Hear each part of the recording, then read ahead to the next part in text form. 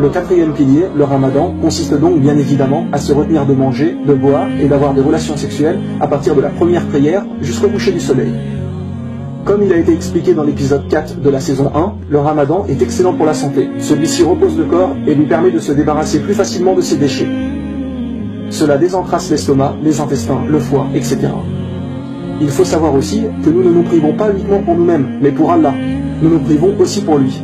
C'est le fait de lui montrer que nous sommes capables de nous retenir, d'avoir un réel combat contre nos passions.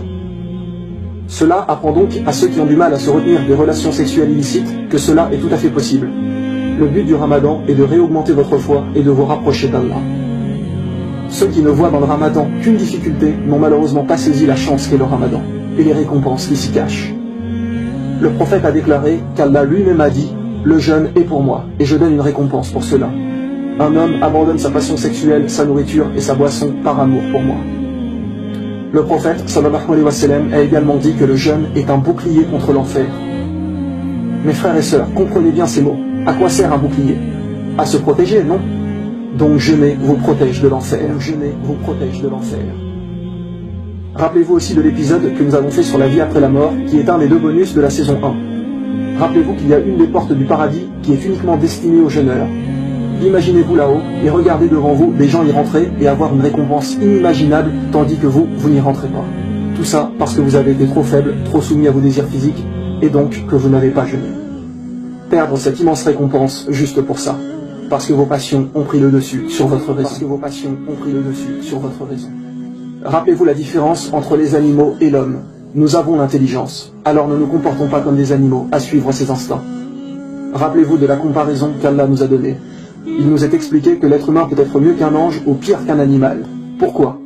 Parce que nous avons le choix sur terre, nous avons le libre arbitre. Un ange, lui, est obligé d'obéir à Allah, il ne peut faire du mal.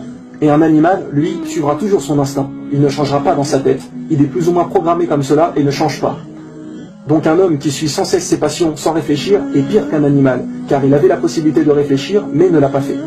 Par contre, s'il se contrôle et ne se livre pas à tous ses désirs, alors il sera meilleur qu'un ange, car il avait la possibilité de faire du mal, contrairement à un ange, mais s'est retenu et ne l'a pas fait. Mes frères et sœurs, voulez-vous au jour du jugement, aux yeux d'Allah, être meilleur qu'un ange? Prouvez à Allah que vous vous contrôlez et que vous êtes maître de vous-même. Vraiment, pour l'amour d'Allah, cessez une bonne fois pour toutes les relations illicites, l'alcool, la cigarette, les boîtes de nuit, les jeux d'argent, les insultes, le non-respect aux proches, etc. Changez et restez définitivement sur la voie du meilleur des hommes, Mohammed sallallahu alayhi wa sallam. Suivez sa sunna, son exemple de vie.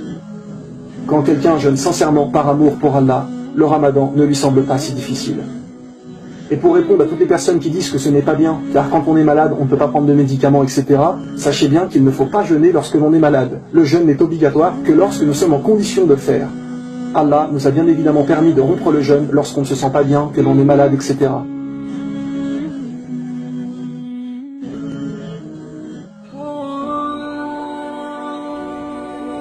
Allah nous a bien dit, nulle contrainte en religion. Il est également dit dans le Coran, chapitre 2, verset 185, Allah veut pour vous la facilité, il ne veut pas la difficulté pour vous. Il y a énormément d'autres récompenses derrière ce mois de Ramadan, et les gens ne s'en rendent pas compte, car le prophète a dit, si seulement ma communauté savait ce qu'est le Ramadan, elle aurait souhaité que toute l'année soit Ramadan.